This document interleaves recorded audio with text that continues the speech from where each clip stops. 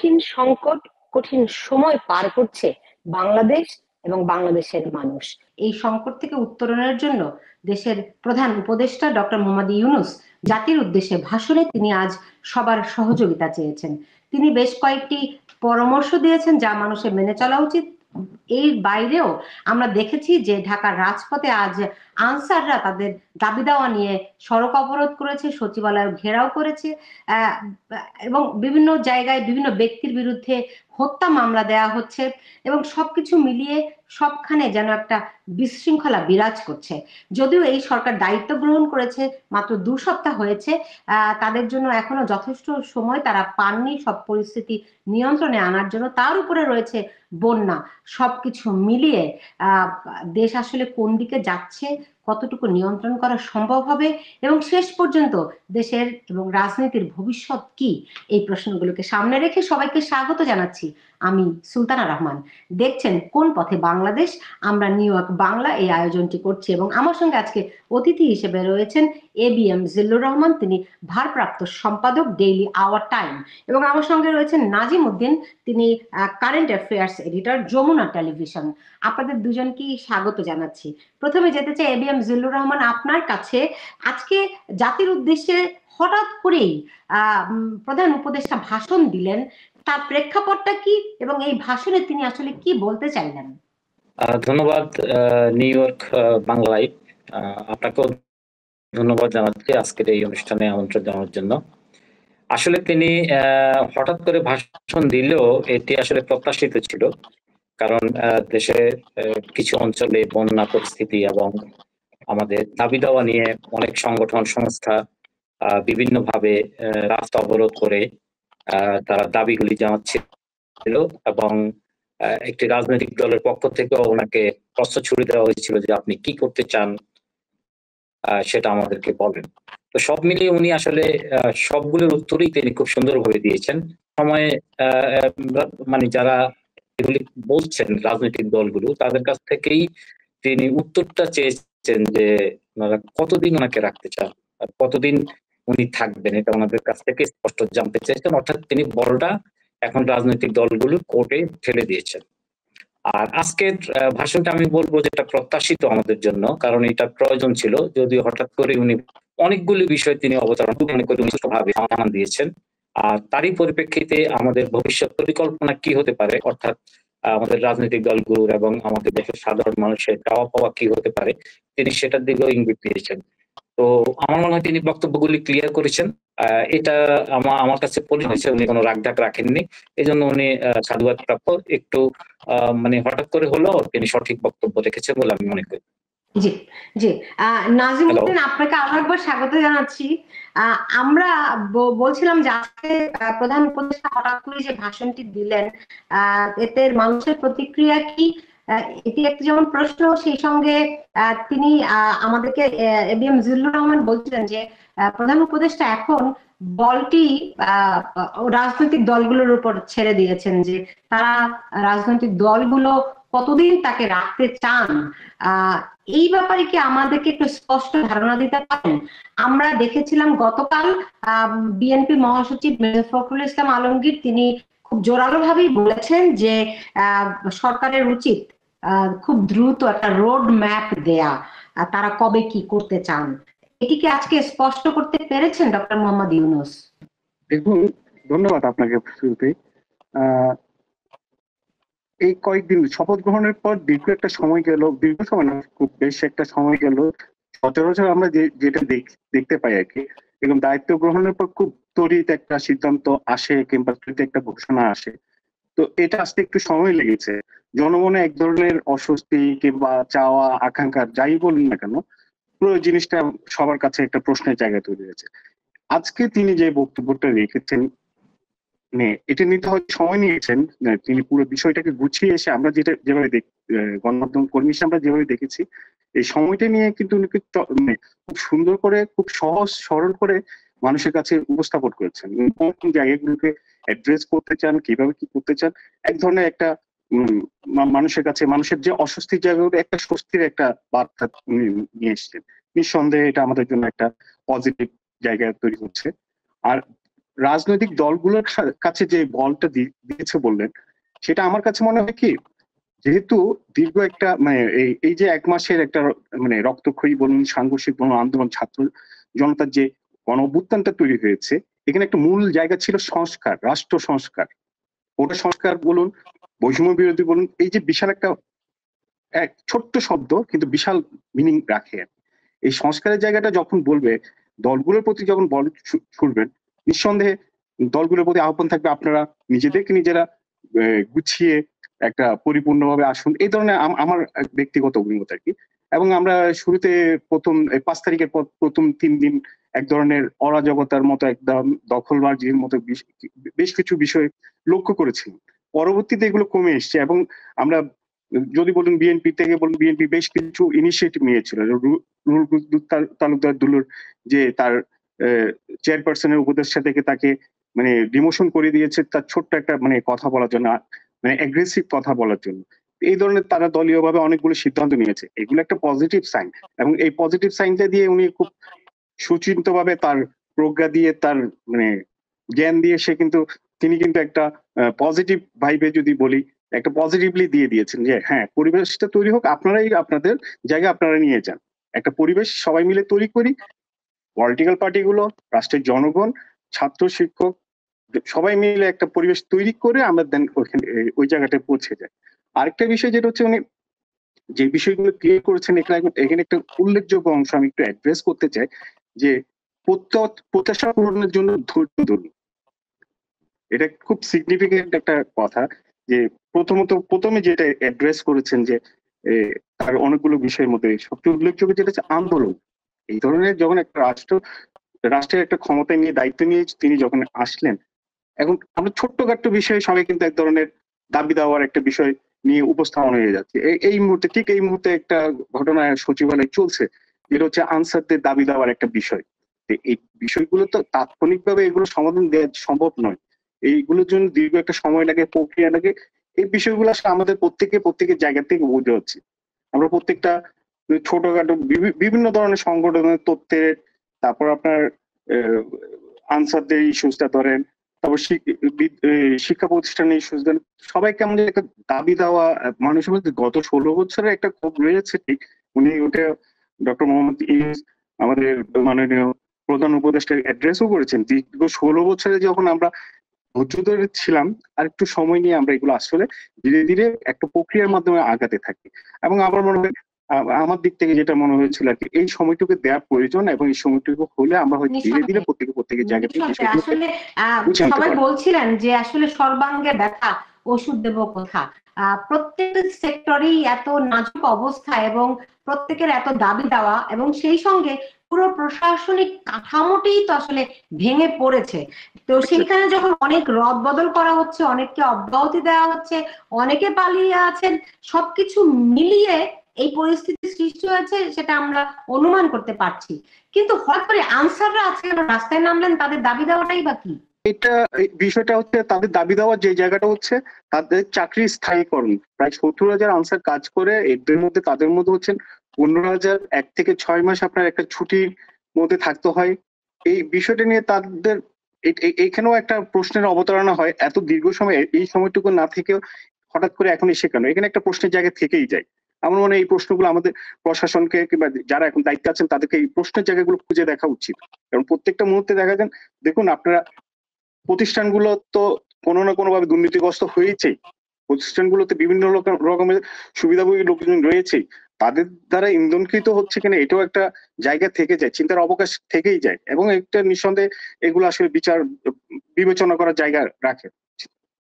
নাজিমউদ্দিন, আমি যদি আপনাকে এই প্রশ্নটি রাখি, যে যেভাবে করে আজকে দেখলাম যে ছাত্ররা তারা ঘোষণা দিচ্ছে যে যেহেতু 2জন উপদেষ্টা সচিবালয়ে অবরুদ্ধ হয়ে আছেন এবং অন্যদেরকে অবরুদ্ধ করে রেখেছে আন্দোলনকারী আনসাররা, ফলে সব শিক্ষার্থীদেরকে আবারও বিশ্ববিদ্যালয়ে জড়ো হতে বলা হয়েছে, যাতে করে তারা সচিবালয়ে যায়, এবং একটা মারমুখী অবস্থা আমি দেখেছি। সেখানে আসলে শেষ পর্যন্ত কি হলো? দেখুন, একটা বিষয় কি, এখন ধরেন এই সরকারকে যদি সহযোগিতা করতে চাই, শিক্ষার্থীদের কিন্তু এই সরকারের উপর নির্ভর করতে হবে। তারা একটা প্রক্রিয়ায় কিন্তু বিভিন্ন বিষয়গুলোকে সলভ করছে। আমরা যতটুকু জানতে পেরেছি যে তাদের দাবি দেওয়া মেনে নেওয়া হবে এবং পর্যায়ক্রমিক এগুলো বিবেচনা আনা হবে, এই ধরনের একটা সিদ্ধান্ত তাদেরকে জানিয়ে দেওয়া হয়েছিল আনসারদেরকে। এখন শিক্ষার্থীরা যদি আইনটা তাদের হাতে প্রত্যেকটা বিষয় নিয়ে নেয়, এটা এক ধরনের ওই যে সেই পুরনো প্রবৃত্তির জায়গাটাই চলে আসছে যে তারা আগ বাড়িয়ে যাচ্ছে। এখানে আমার মনে হয় একটা মানে আমি অপোজ করি আর কি বিষয়টাকে, যে প্রত্যেকটা বিষয়ে ইনভলভ হয়ে যাওয়াটা। এখানে হ্যাঁ তাদের প্রতিবাদের জায়গা থাকতে পারে, কিংবা এটা তো একটা সলিউশন হচ্ছে এরকম একটা বিষয়, অতি উৎসাহী জায়গা থাকতে পারে, আই ডোন্ট নো। এখানে আমরা তো এই ঘটনাচক্রে গত কিছুদিন যাবত বিভিন্ন রকমের বিভিন্ন ঘটনা দেখছি। তো ওইগুলো ছোট বিষয়কে যখন বড় করে করা হবে, এটা এক ধরনের প্রশ্নের সম্মুখীন শিক্ষার্থীরা হয়ে যাবে। আমার আমার ধারণা যে এই বিষয়টাতে তারা ইনভলভ হচ্ছে। প্রত্যেকটা বিষয়ে যদি ইনভলভ হয়, তাহলে তাদের যাদের বিরুদ্ধে তারা আন্দোলন সংগ্রাম করছে তাদেরকে একটা সুযোগ দেওয়ার অবকাশ থেকেই যায়। রাইট। আমি দেখছিলাম আজকে প্রধান উপদেষ্টাও তার ভাষণে বলছিলেন যে পুরো ঢাকা শহর জুড়ে বিভিন্ন জায়গায় মিছিল, মিটিং, সমাবেশ হচ্ছে, চলাচলের উপযোগী নাই আর। এবং তাদেরকে ঘরে ফিরে যেতে বলেছেন, এবং সভা সমাবেশ, রাস্তাঘাট বন্ধ না করারও তিনি আহ্বান জানিয়েছেন। জনাব জিল্লুর রহমান, শিক্ষার্থীরা কি এই আবেদনগুলো শুনবে? প্রধান উপদেষ্টার এই আবেদনে কি সাড়া দেবে বলে মনে হচ্ছে?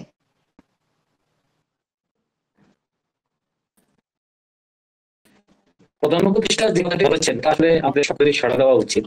এখন শিক্ষার্থীরা তো আলাদা কেউ নয়, তারা আমাদেরই একটি অংশ, টোটাল জনগোষ্ঠীর একটা অংশ। এবং এই মুহূর্তে আমার মনে হয় এতগুলি দাবি দেওয়া, উনি বলেছেন যে ওনার কাছে একটি লিখিত দিয়ে আসতে ওনারা একটা বিবেচনা করেন। এই রাস্তা আটকিয়ে এইভাবে সব দিকে ওনাদেরকে অবরুদ্ধ করে আসলে এই ধরনের আন্দোলন অনাকাঙ্ক্ষিত, এটা আমরাও আশা করি না। কারণ আপনাদের দাবি দেওয়া যেটা আছে সেটা তো ওনারা বলছেন যে ওটা ওনারা একটা শুনবেন এবং সেটার ব্যবস্থা গ্রহণ করবেন। তাহলে রাস্তায় অবরোধ কেন, জনদুর্ভোগ কেন? আর ওনাদের কাজেরও ক্ষতি হচ্ছে।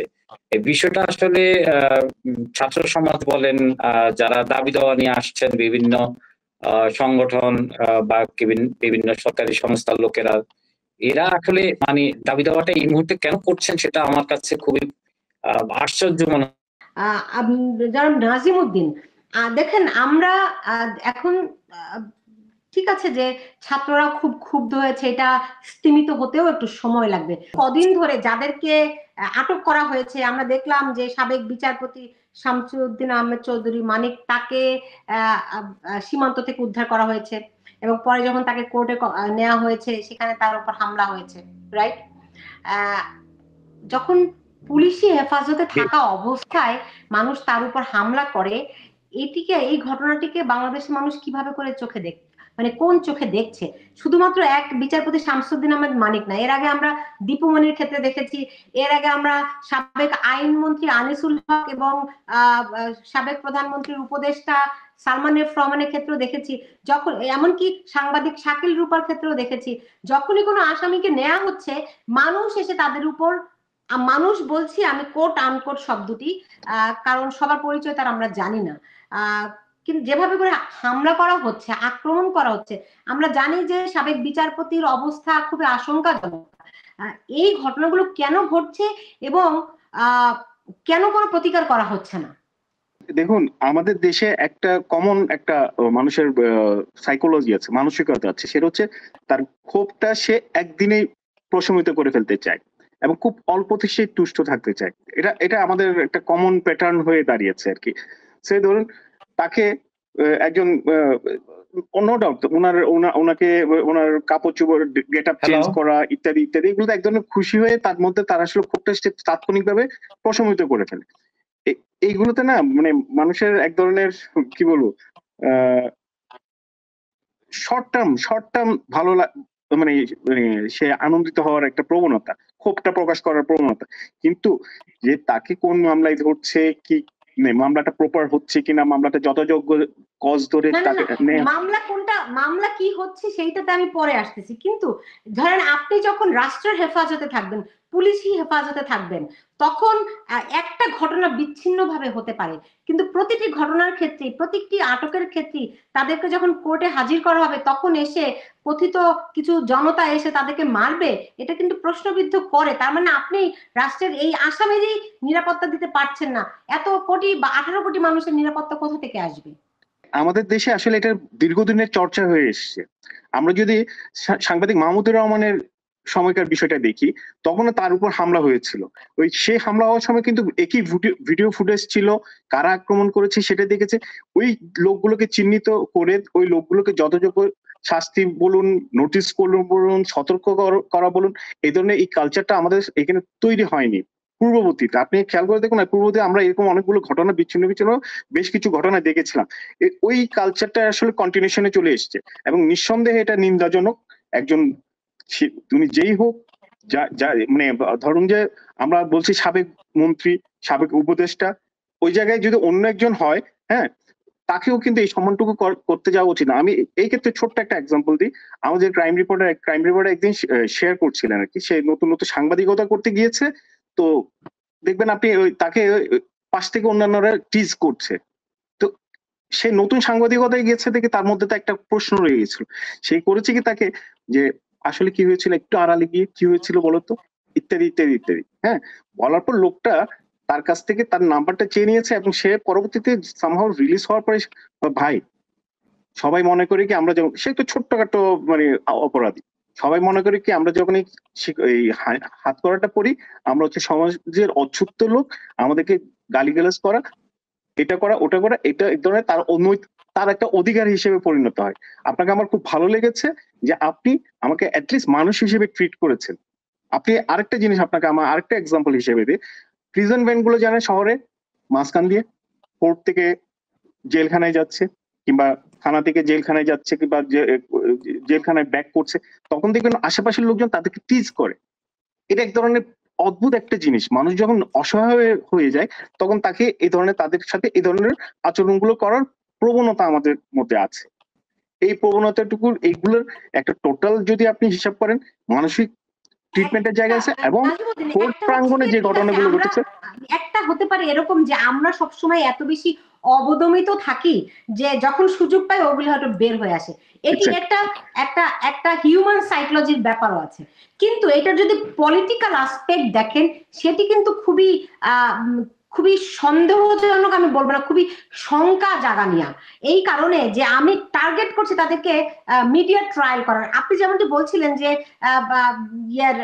আগে জ্বালানি উপদেষ্টা মাহমুদুর রহমান যখন আটক করা হয়, তাকে যেভাবে করে নাজেহাল করা হয়েছিল, বিব্রত করা হয়েছিল, একইভাবেই হচ্ছে। তখন কারা, কোন দলের লোকেরা এই নাজেহাল গুলো করেছিল আমরা কিন্তু জানি, কিন্তু এখন এখন কিন্তু জনতার নামে চালানো হচ্ছে। এক্স্যাক্টলি এই জায়গাগুলো অ্যাড্রেস করা উচিত। ওই যে সেটাই বললাম, এখনো ভিডিও ফুটেজ গুলো আছে, এখনই সবাইকে দেখা যাচ্ছে। আপনি একটা জিনিস দেখবেন, খেয়াল করেছেন কিনা, একজনকে দীপুমণি এবং আরেকজন ছিলেন জয়, সাবেক যুব ক্রীড়ামন্ত্রী, তাকে একজন একটা ঘুষি দিল, একদম নাম ধরে বলছি, দিয়ে সে পেছনে মুসকে হাসছে, মানে দিয়েছি। এগুলো ইন্টেনশনাল, বিরুদ্ধ মতের হোক যাই হোক, আপনি তারা যখন কোর্টে আছে, হ্যাঁ, সে একজন আইনজীবী, তা আইনজীবীর একটা পরিচয় আছে। আইনজীবীর এই আচরণ আইনজীবীর পরিচয় না। আইনজীবীর পরিচয় হচ্ছে সে কোর্টে এজলাসে সে তর্ক করবে, সে আর্গুমেন্ট করবে। হ্যাঁ, এই আর্গুমেন্ট থেকে বেরিয়ে কোর্টের এজলাসের বাইরে এসে এই আচরণটা তার আসলে মূল আচরণের সাথে যায় না। তার এখানে বাড়তি ইন্টেনশনের জায়গাটা আমরা টের পাই, যে আরেকজনকে অপদস্থ করার একটা বিষয়। নিঃসন্দেহে তার প্রফেশনাল জায়গা থেকে সে সরে এসে আরেকজনকে অন্য জায়গায় অন্য উপায়ে সে হেনস্থা করে তার মানে ইয়েটা নিচ্ছে, ক্ষোভের বলুন, মজা বলুন, যাই বলুন, এটা নিচ্ছে সে। কিন্তু এখন দেখেন, আপনি সবাইকে ঢালাও ভাবে হত্যা মামলা দেয়া হচ্ছে। সাকিব আল হাসানের বিরুদ্ধে হত্যা মামলা, শাকিল রূপার বিরুদ্ধে হত্যা মামলা, এখন কালকে জানতে পারলাম আরো কয়েকজন সিনিয়র সাংবাদিকের বিরুদ্ধে হত্যা মামলা দেওয়া হচ্ছে। মানে ওই যে কি বলে না যেন, হত্যা মামলা কি বাংলা লিঙ্ক দামে পাইছে কিনা, মানে খুব সস্তা হয়ে গেছে কিনা। মানে এগুলি কেন, এগুলো হাস্যকর, তো এগুলি কেন করছে? এটা আসলে একটু আমাদের প্রশ্নের জায়গায়, ওই যে যত মামলা না দিয়ে আমরা যেটা বিভিন্ন গণমাধ্যমের সূত্রে যেটা বিভিন্ন জনের এক্সপার্টিজমের যে বক্তব্যগুলো পাচ্ছি, তাদের ওই বক্তব্যের জায়গা হচ্ছে এই অপরাধীগুলোকে, যারা অপরাধ করেছে তাদের এই অপরাধের জায়গাগুলোকে ইনিশিয়ালি তাদেরকে হোল্ড করার জন্য এই ধরনের মামলাগুলো দিয়ে হোল্ড দেন, তারা গুছিয়ে মামলাগুলো করবে। আদৌ আমরা জানি না, পূর্ববর্তীতে এরকম আমরা কোনো কিছু দেখিনি। এটা যেহেতু একটা গভর্নমেন্ট চেঞ্জে আর একটা দলের হাত থেকে আরেকটা দলের হাতে যায় না, এটা জনতার কিংবা জনগণের আকাঙ্ক্ষার একজন সরকার, একটা সরকার হয়েছে। আশা করব আমরা তারা নিঃসন্দেহে আটকানোর পর যত মামলাটা দিয়ে তাদের ওই বিচারগুলো করা হোক প্রত্যেকের ক্ষেত্রেই। না দেখুন, আমি যতখানি খবর পাচ্ছি আপনি এয়ারপোর্ট দিয়ে কাউকে বের হতে যেতে দিবেন না, রাইট? ধরেন সরকারের লাল পাসপোর্ট বাতিল করা হয়েছে। আমরা সাংবাদিক দম্পতি শাকিল আহমেদ এবং ফারজানা রূপার ক্ষেত্রে দেখলাম তাদেরকে এয়ারপোর্ট থেকে আটক করা হয়েছে, আরো অনেককে এয়ারপোর্ট থেকে আটক করা হচ্ছে। তো আপনি এরকম আটক করে রেখে আপনি হত্যা মামলা দিয়ে তাদেরকে হোল্ড করবেন, এটা কি ন্যায় বিচার হলো? এই যে প্রশ্নের জায়গাটা থেকে যায়, এই জায়গাটা আমারও প্রশ্ন, আপনি যেমনটা প্রশ্ন তুলছেন আমিও একই প্রশ্ন। আমি নিজেই আইন বিশেষজ্ঞ নই, তারপর আমি জানার চেষ্টা করেছি বিভিন্ন জনের কাছ থেকে যে এটা আসলে কি সঠিক হচ্ছে কিনা, বেঠিক হচ্ছে কিংবা এগুলোর পরবর্তীতে রাজনৈতিক মামলা বিবেচনা হয়ে তারা আবার পার পেয়ে যাচ্ছে কিনা, তাদের আসল অপরাধ ঢেকে যাচ্ছে কিনা, এই জায়গাগুলো আসলে এখন হচ্ছে ওই যে সেই একই কথা, জনগণকে, ছাত্র জনতাকে, জনগণকে এই এই জায়গাগুলোতে প্রেশার, ওই যে আমার নিজের প্রাতিষ্ঠানিক স্বার্থ কিংবা আমার যেখানে তাৎক্ষণিক স্বার্থ এটা আদায়ের চেয়ে বৃহত্তর স্বার্থে এই জায়গাগুলোতে আসলে সোচ্চার হওয়া উচিত, তাদের যে অ্যাড্রেস করা উচিত যে এই জায়গাগুলোতে আপনারা প্রপার মামলাগুলো করুন, প্রপার বিচারগুলো করুন। এটা না করে বরং আমরা করছি অন্য জায়গায়। আমার এই প্রাপ্তিটা হচ্ছে না, প্রাপ্তি অপ্রাপ্তির একটা মুভমেন্ট চলছে, যে দেশের জায়গাটায় একটু ক্ষণিক কিছুটা গ্যাপ তৈরি হচ্ছে, বরং এই জায়গাগুলোতে অ্যাড্রেস করলে বেটার আউটপুট আসতো আমাদের জন্য। রাইট, ব্যাপারটা দেখেন, একটা হচ্ছে কি, ধরেন যখন আপনি আটক করে কোর্টে নিয়ে যাচ্ছেন তখন তাদেরকে মারধর করছে জনতার নামে, কারণ তাদের একটা ক্ষোভ আছে। আবার সরকার তাদেরকে হত্যা মামলা দিচ্ছে তাদের আটক করার জন্য। আপনি পার্সপেক্টিভ ডিফারেন্ট হতে পারে, মোটিভ কিন্তু একই। এটা কতখানি সুফল নিয়ে আসতে পারে? এবিএম জিল্লুর রহমান, আপনার কথা কি এখন আমরা শুনতে পাবো? আমি এখানে একটু কথা বলে নিই। সরকার সম্ভবত সরাসরি মামলা দিচ্ছে না, এগুলি ব্যক্তি পর্যায়ে মামলাটা হচ্ছে। হত্যা মামলাগুলি সরকার ইনভেস্টিগেট করে, যেটা থানা মামলা দায়ের করে অথবা কোর্টে মামলা দায়ের করে, সরকার মনে হয় সেটা এখনো সরাসরি দেওয়া শুরু করেনি। এটা ব্যক্তি পর্যায়ে যারা মামলা দিচ্ছে সেটা অনেকটা পলিটিক্যাল মামলা হচ্ছে। সেইটা কিরকম আমি আপনাকে বলি। ধরেন আপনি যাত্রাবাড়িতে একটা মামলা হলো, অথবা বাংলাদেশের যে কোনো জায়গায়, সেইখানে বিএনপির একজন কর্মী মারা গেল অথবা জামাতের একজন কর্মী মারা গেল। তো আমার জানা মতে আমি যতটুকু আমি দেখলাম যে এই হত্যা মামলাগুলি আসলে পলিটিক্যাল হচ্ছে। হ্যাঁ, আপনি যদি সত্যিকার অর্থে ওই মামলার আসামি হয়ে থাকেন, আপনার কাছে যদি সাক্ষ্য প্রমাণ থাকে যে উনি এই মামলার আসামি হওয়ার যোগ্য, তাহলে অবশ্যই ওনাকে আপনি আসামি করবেন। কিন্তু আমরা দেখতে পাচ্ছি যে কিছু লোকজন অবশ্যই সেই হত্যাকাণ্ডের সাথে জড়িত ছিল, তাদের পাশাপাশি পলিটিক্যাল কারণে আরো অনেক লোকের নাম সেখানে জড়িয়ে দেওয়া হচ্ছে। এইটা সম্ভবত ঠিক হচ্ছে না। এটা আগের সরকারও করেছে। এখন যদি আমরা এই অন্তর্বর্তী সরকারের সময় যদি এই বিষয়গুলি আমরা দেখি, তাহলে এটা আমাদের জন্য দুঃখজনক হবে। আমরা এটা চাই না। কারণ বিগত সরকারের আপনার যে আইনগুলি বলেছিলেন যে বাংলাদেশে কোনো নাকি রাজনৈতিক মামলা হয় না, এটা একটা কত বড় উজবুক টাইপের কথাবার্তা, সেটা এখন বোঝা যাচ্ছে আর কি। তা আমরা মনে করি যে এই পলিটিক্যাল মামলাগুলো দেওয়া উচিত না। যারা সত্যিকার অর্থেই মামলার সাথে জড়িত তাদের নামগুলি দেওয়া উচিত।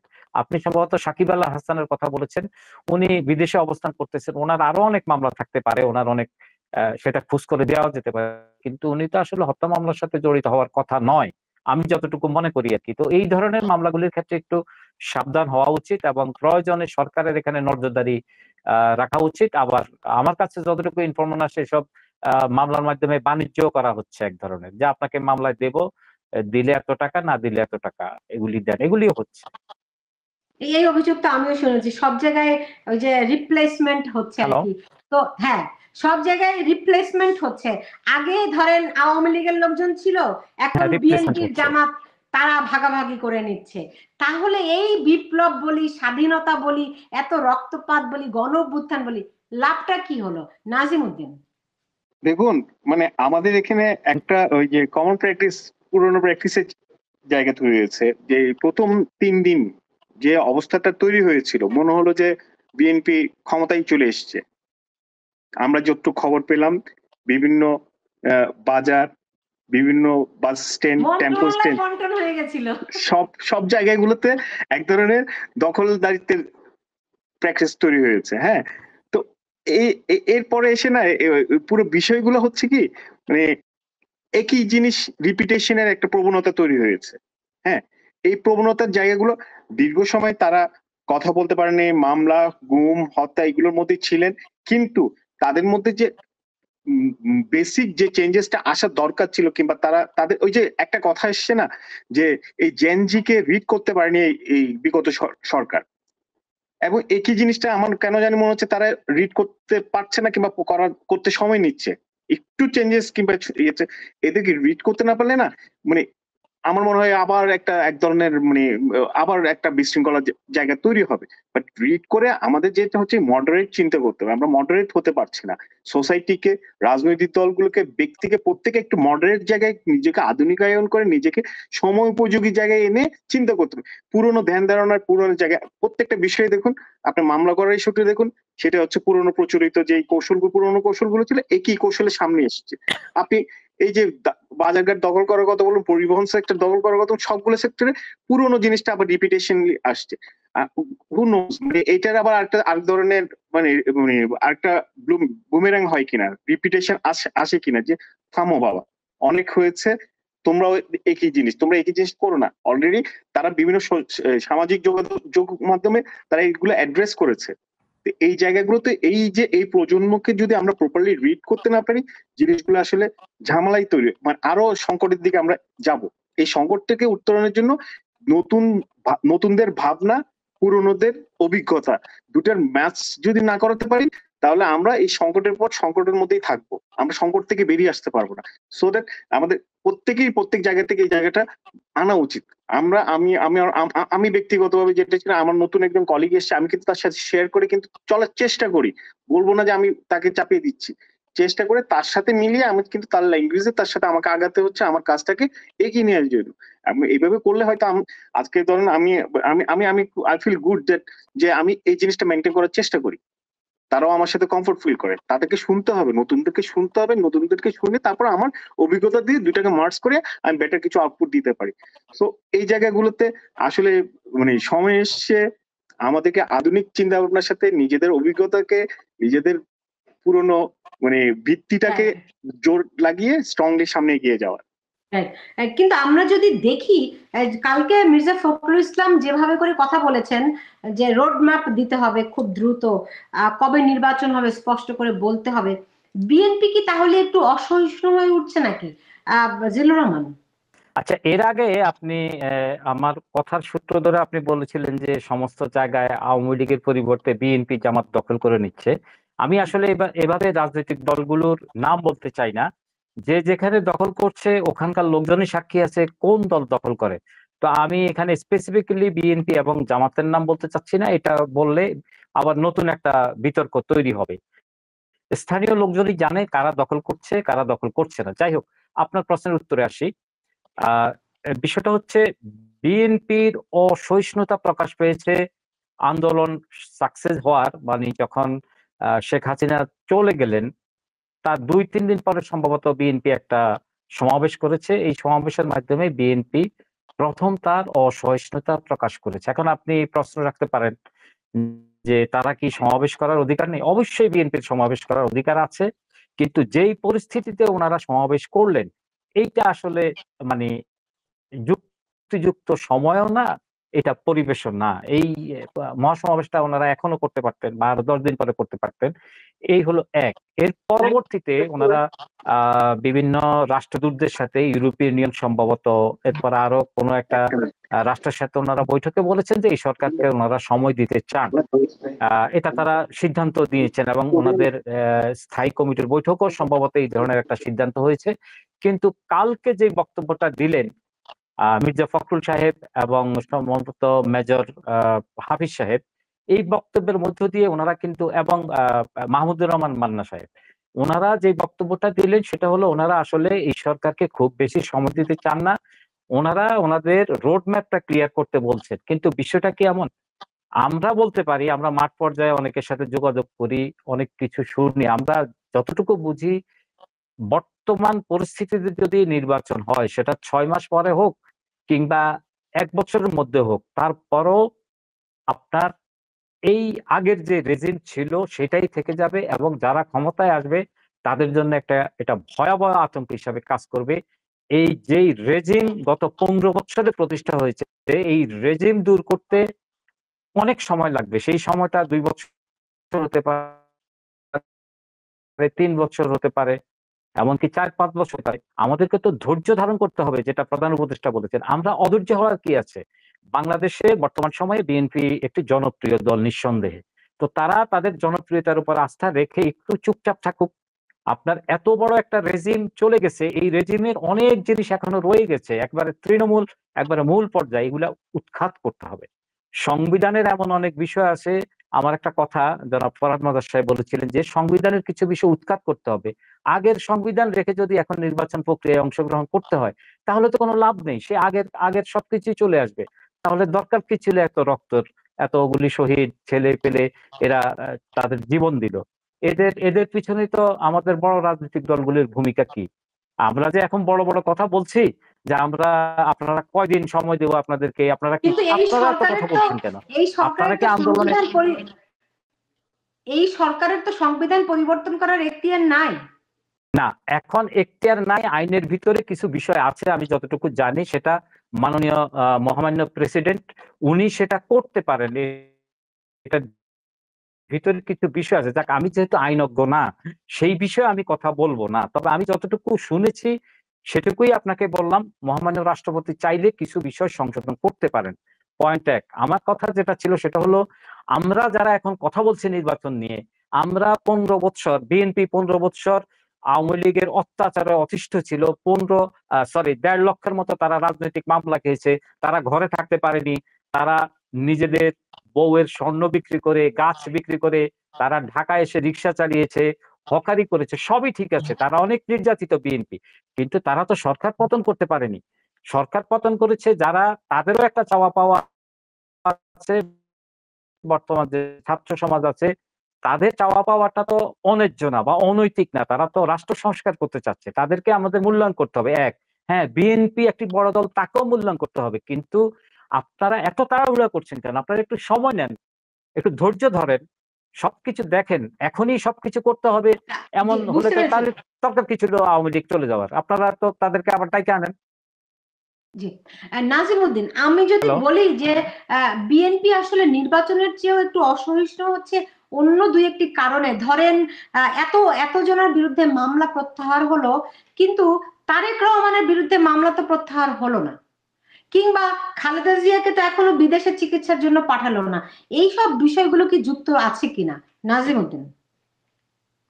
আহ, দেখুন, আমার কাছে মনে হয় কি, এই যে যেটা বললেন না আপনি, অসহিষ্ণু হচ্ছে নির্বাচনের বিষয়টা, এটা ওইভাবে না দেখে আমি এভাবেই দেখি যে বিএনপি যেহেতু একটা রাজনৈতিক দল, তার রাজনৈতিক একটা প্রেশার ক্রিয়েট করা তার রাজনৈতিক দলের কাজ। আমার ঠিক ওই জায়গা থেকে বিএনপি তার অবস্থানটা নিয়েছে বলে আমার মনে হচ্ছে।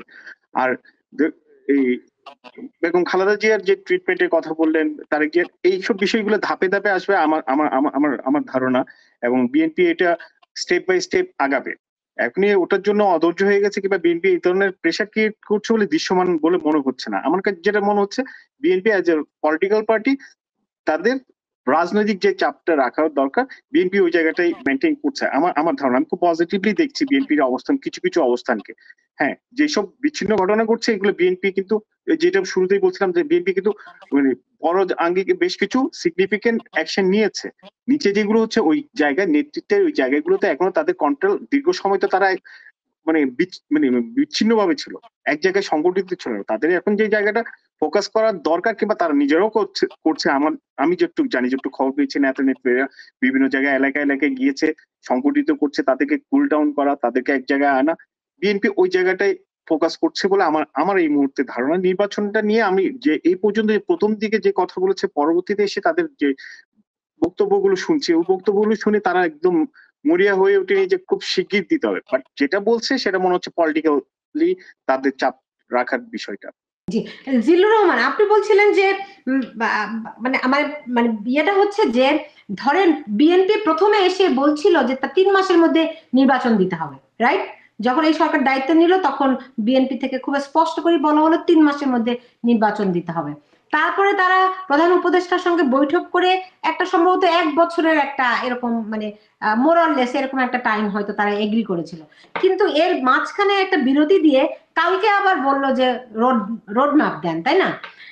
আমি যতটুকু জানতে পেরেছি যে তারেক রহমান দেশে আসার জন্য রেডি ছিলেন, কিন্তু তার মামলা প্রত্যাহার হলো না। ফলে তাদের বিএনপির ভিতরে একটা নতুন ইকুয়েশন, একটা নতুন নতুন পার্সপেক্টিভ আসছে কিনা, কি মনে হয় আপনার?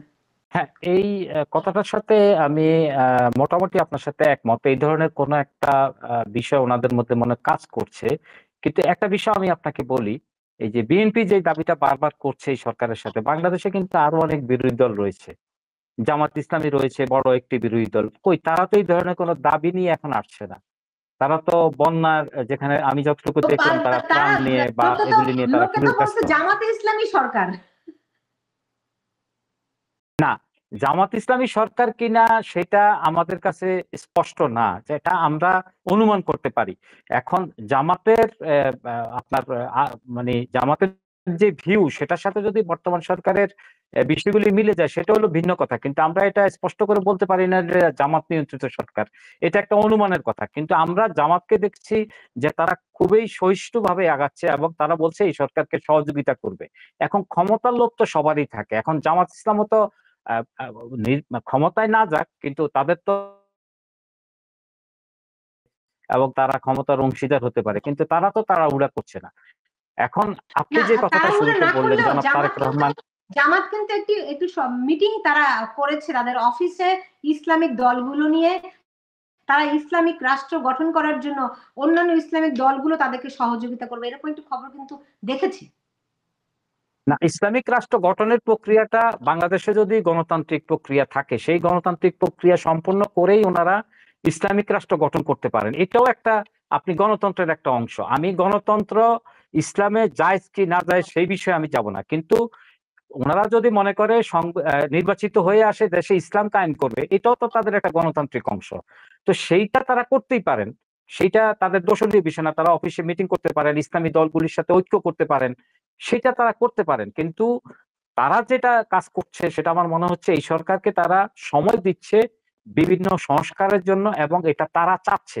এই তাদের চাওয়ার সাথে বর্তমান অন্তর্বর্তী সরকারের চাওয়াটা মিলে যাচ্ছে। এই জন্যই অনেকে বলছে যে জামাত সরকারকে নিয়ন্ত্রিত করছে। মনে হয় সম্ভবত এরকম, কিন্তু এটা একটা অনুমান।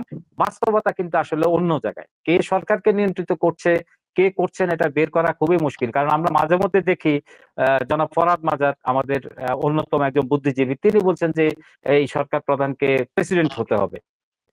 তো তাহলে এই দাবিটা কার? এই দাবিটা নিশ্চয়ই কোনো একটা গোষ্ঠীর, যেটা তিনি আমি এটা খারাপ বলবো না, খারাপ দৃষ্টিকোণ থেকে বলবো না, যেটা তিনি বারবার বলছেন ওটা, অর্থাৎ এটা একটা প্ল্যানের অংশ। ডক্টর মোহাম্মদ ইউনূস সাহেব, আমাদের মাননীয় প্রধান উপদেষ্টা, উনি বাংলাদেশের প্রেসিডেন্ট বা প্রেসিডেন্ট হওয়া দরকার, এই ধরনের দাবি তোলা হচ্ছে। এটাও একটা পরিকল্পনার অংশ। বাংলাদেশে আরো অনেক পরিকল্পনার অংশ আছে যেটার সাথে কোনো পলিটিক্যাল দল জড়িত না। এখানে এই পরিকল্পনাটা হুট করে 1 মাসে এই সরকার বদল হয়ে গেছে বিষয়টা এমন না, এটা একটা দীর্ঘ পরিকল্পনার অংশ। বর্তমান পরিস্থিতি নিয়ে নিশ্চয়ই আশাবাদী থাকবো আমরা, হতাশ না, তো হলে নিঃসন্দেহে চলবে না। নিঃসন্দেহে আমি আমি আমি খুবই আশাবাদী।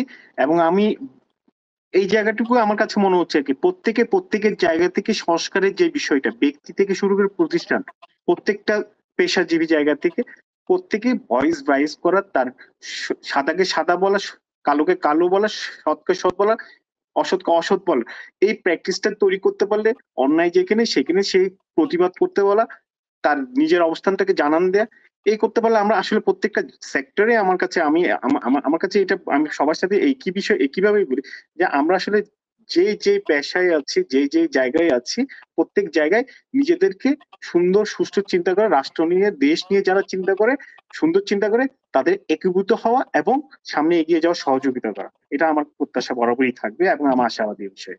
আমার মনে হয় এটা বাংলাদেশের সব মানুষেরই প্রত্যাশা। নাজিমুদ্দিন এবং জিল্লুর রহমান, আপনাদের দুজনকে অনেক ধন্যবাদ জানাচ্ছি আমাদের সঙ্গে যুক্ত হওয়ার জন্য। যে রক্তক্ষয় ত্যাগের মধ্য দিয়ে আজকে বাংলাদেশ একটা নতুন বাংলাদেশ গড়ার স্বপ্ন দেখছে, আমরাও চাই সেটি লক্ষ্যচ্যুত না হোক, বরং সেই লক্ষ্যেই বর্তমান যে সরকার তারা অগ্রসর হোক, এবং যেই ভুল ভ্রান্তিগুলো রয়েছে, যেখানে যেই সংকট বা সমন্বয়হীনতা রয়েছে, সেগুলো দ্রুত তারা কাটিয়ে উঠে মানুষের ভিতরে একটা নিরাপত্তা দিতে তারা সক্ষম হবে, অন্তত মানুষ যেন নিরাপদ বোধ করবে এবং সরকার তাদের জন্যই কাজ করছে, এই এই অনুভূতিটি মানুষের ভিতরে জোরদার হবে, সেই প্রত্যাশা রেখে আমি আজকে বিদায় নিচ্ছি। আপনারা সবাই ভালো থাকুন।